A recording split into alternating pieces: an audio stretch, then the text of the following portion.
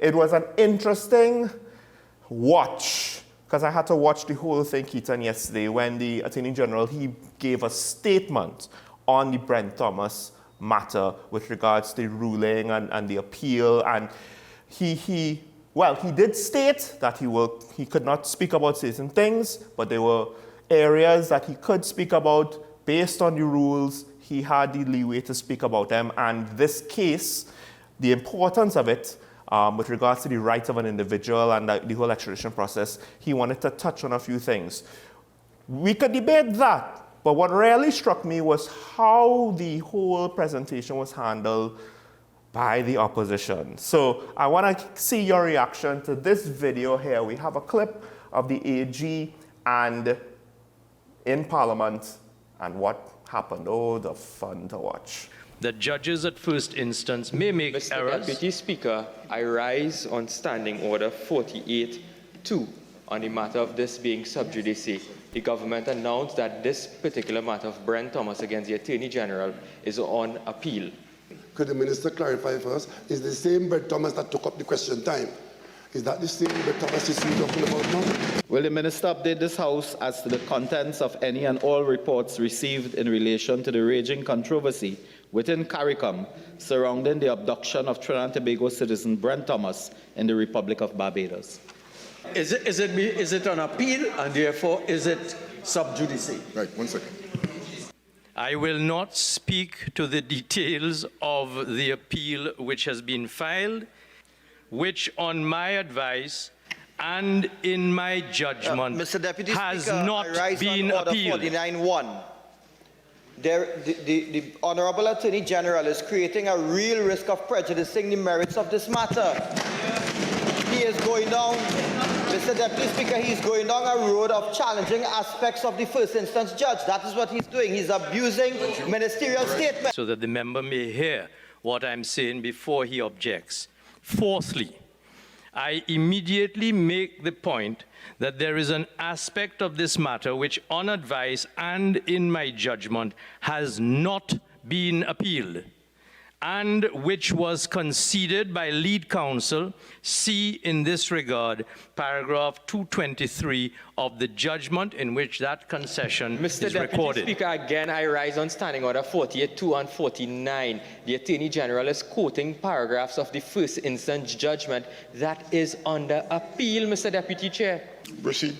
Thank you, Mr. Deputy Speaker. The Central Authority Unit of the Office of the Attorney General and Ministry of Legal Affairs of Trinidad and Tobago, responsible for extradition matters, was not consulted for advice.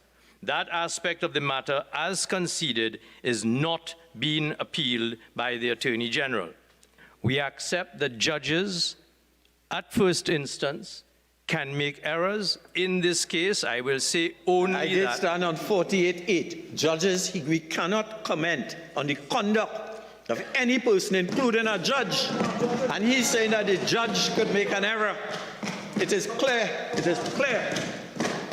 Mr. Attorney General, will you now concede that you have abused the standing orders of this Parliament under parliamentary privilege and attacked a sitting judge of the High Court of Trinidad and Tobago? I repeat the opening remarks of the statement which I read, member. Let me add immediately that nothing that I say here in this statement falls outside of our permitted hierarchical judicial structure, tiered, T-I-E-R-E-D, meaning there are different levels, tiered to include within the hierarchy of our Supreme Court that judges at first instance may make errors in the discharge of their judicial functions, and the Court of Appeal exists to correct those errors. It is pellucid that I have not offended the standing orders. Now, there could be a case that the AG, he also did mention the fact that there was no abduction, and he went on to explain that. So perhaps there could be a case where, yes, he is arguing the appeal in Parliament. The problem is twofold. One, the opposition kept harping about certain things, and they weren't paying attention to what the AG is saying. So some of those instances where they said, this is up for appeal, is interrupting him when he's literally trying to explain why certain aspects were not included in the appeal. So it has nothing to do with the upcoming appeal. The second thing is the fact that, well, he was interrupted 27 times in this way. It was incredible with regards to the patience that the deputy speaker showed, because he more or less managed to keep his composure, trying to manage it all, where he more or less said, well, look, I have ruled on the matter. You're standing on the same standing order to try to interrupt on the same standing order multiple times. I have ruled on the matter. The Attorney General, I have allowed him to speak. Let him give the presentation. And a lot of the interruptions were in that initial phase where they weren't even paying attention to him. Did he speak badly about a sitting judge? I don't know if it's an insult to say, well, the Court of Appeal exists in order to correct any possible errors, because he used the words may and can. So yes, subtly that might influence things. But again, I'm not a lawyer, but the opposition used equally strong language on the Brent Thomas matter, calling it like a scandalous affair or what have you. Doesn't that also not influence how public perception and the case could be perceived? You know, from the look of that particular clip, because just bear in mind that clip was cut and suited for talking points. When I say suited, I meant in terms of the time slot. On just that very basis of both sides, I actually see nothing wrong with either side. You don't see? I actually do not see anything wrong with either side, because I'm adding context to it. The opposition asks for an update on any of the reports, and the Honourable Attorney General, he is allowed and he should respond to any updates on the report. I do not think that he should go into the details of the report. I do not believe that he necessarily went into details, though he was actually on quite a thin line at times.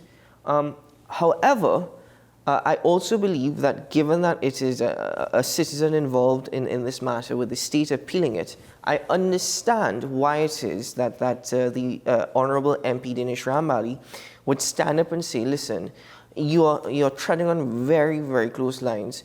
Yes, there's parliamentary privileges here, but this is still a legal matter. The state is appealing it against a judgment ruled in favour of a citizen. So I understand that given Dinesh Rambali's position as a criminal attorney as well, just bear that in mind, that as his profession, he will make such arguments. But Reginal Armor, the Honourable AG, at the same time, I still think he did not necessarily do anything wrong to prejudice the case. Again, just based off of what we're seeing there, he can state on what grounds the state is appealing. He's allowed to do that. There's nothing wrong with doing that. But I also understand the opposition. 27 times is a lot. Don't get me wrong. There were times when it was back to back. Don't get me wrong. 27 times is a lot. They have a position to do, but it seems as though Dinesh Rambali was wearing the robes of an attorney yesterday rather than a member of parliament for an elected area. And he's saying, we should be very careful what we're doing here, and I do not think that we should proceed with this. And that's why I said there might be some areas where, yes, he is making arguments towards the case. However, that was his thing.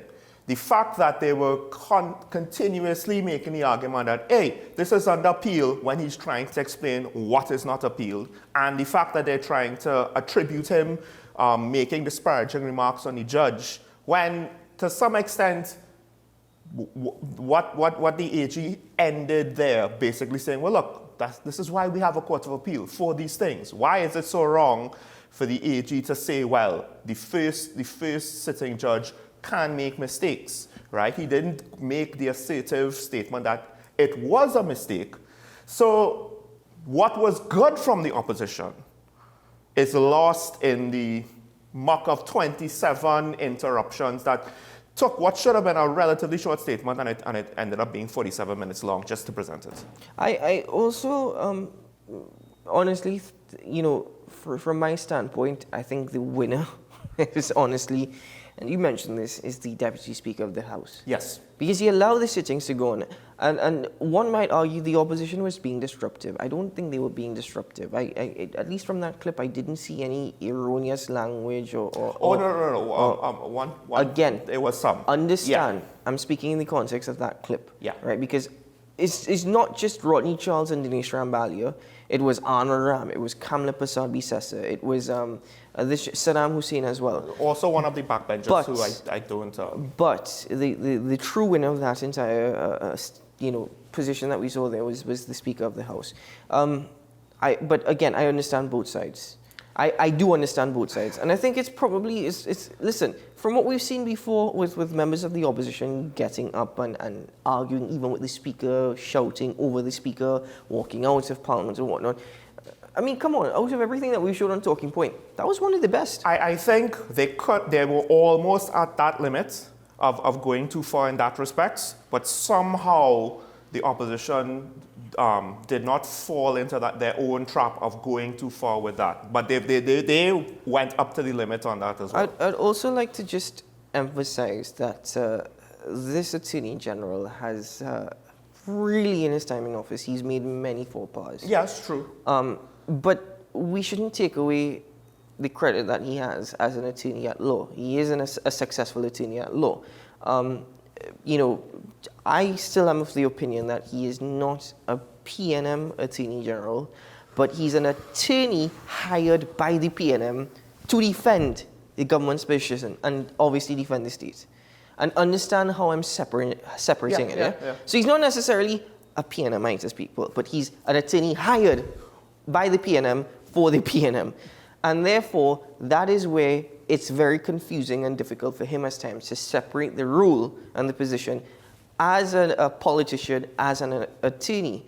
But I do not think that he would do something so ridiculous as to actually give away any sort of details or information that could lead to the case just before the courts, the judgment is laid, the appeal is laid. One last thing. One thing that he did that I liked, he said in his judgment, I'm a senior counsel, I'm the Attorney General. I could, use my judgment. I don't need to hire outside counsel for everything.